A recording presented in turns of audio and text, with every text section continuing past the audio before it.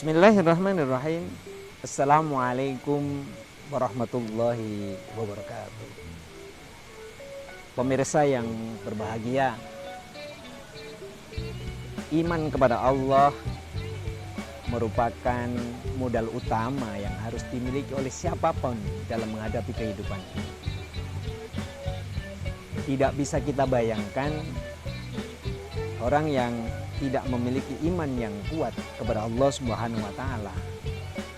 Ibarat orang itu seperti pohon yang dihempaskan oleh angin karena akarnya yang tidak kuat.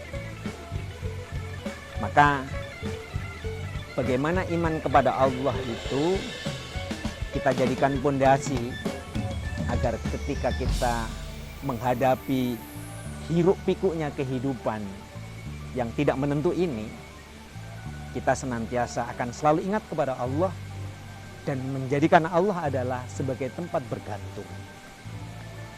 Anin Nabi sallallahu alaihi wasallam, man kharaja min dhullil ma'siyati ila izzit ta'ati aghnahu Allahu ta'ala min ghairi malin.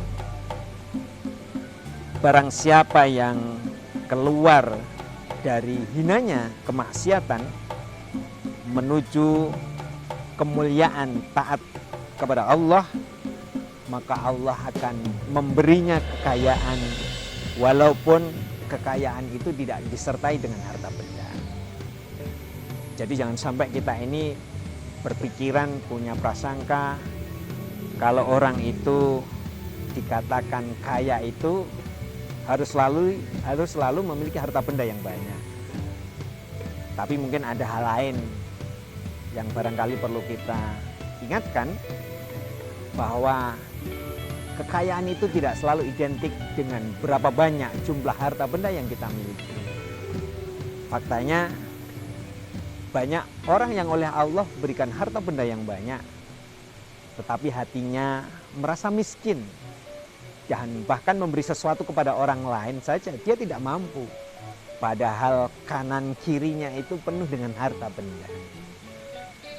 Tetapi ada orang yang secara materi itu kalau dihitung-hitung tidak punya apa-apa, tetapi dia akan sangat mudah memberikan sesuatu kepada orang lain karena dia berkeyakinan bahwa sesuatu yang dianugerahkan oleh Allah kemudian diberikan kepada orang lain itu ternyata akan menghadirkan banyak kemanfaatan. Tidak jarang kita lihat ada orang-orang yang ketika anaknya sedang nyantri di pesantren, kadang sebagian jajan yang dikirimkan itu dipesankan kepada anaknya, "Nak, kalau nanti ayah atau ibu ngirim jajan, selipkan sebagian jajan yang dikirim ke pondok itu diberikan kepada teman-temannya."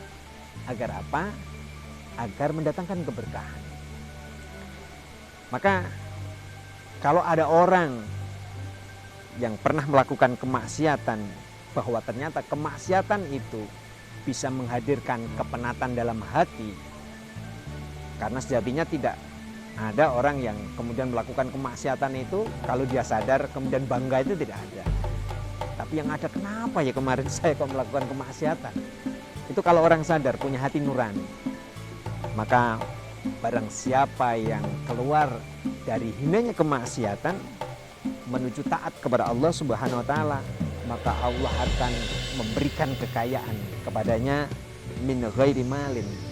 Kekayaan yang itu jauh lebih besar dari sekedar harta benda yang kita peroleh, tetapi kekayaan yang sesungguhnya adalah ketenangan batinnya.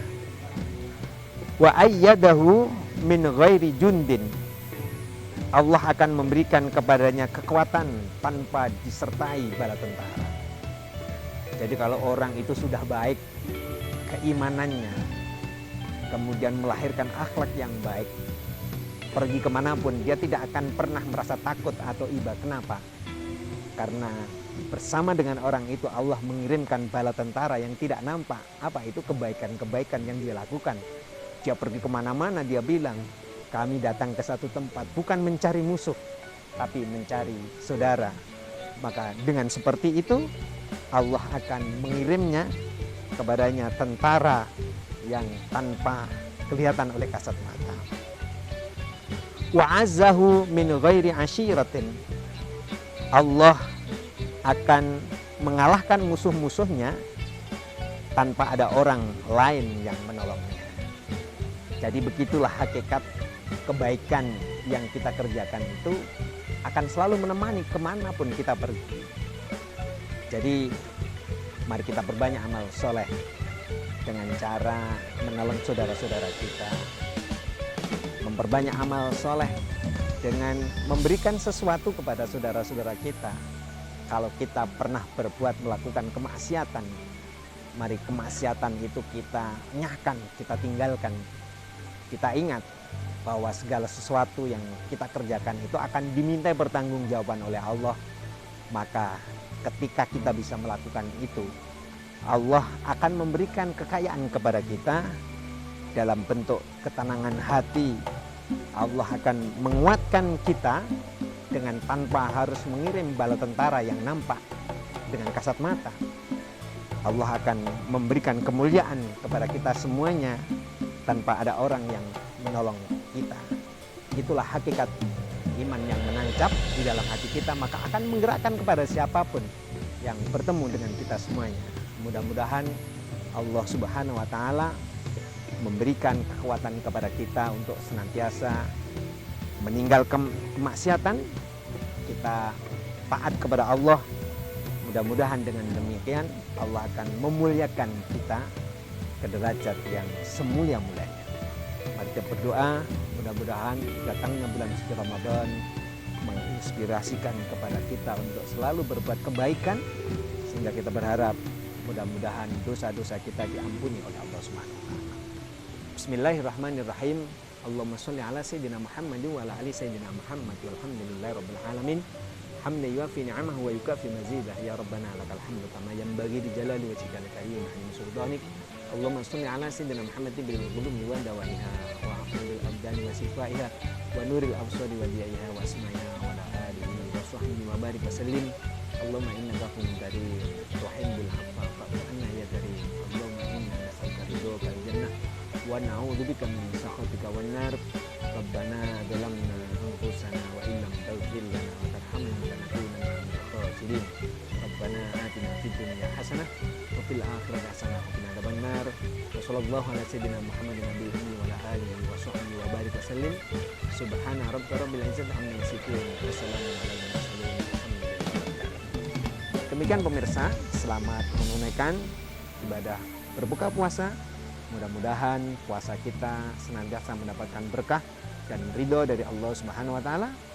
Wallahu muwaffiq ila aqwamit thoriq. Assalamualaikum warahmatullahi wabarakatuh.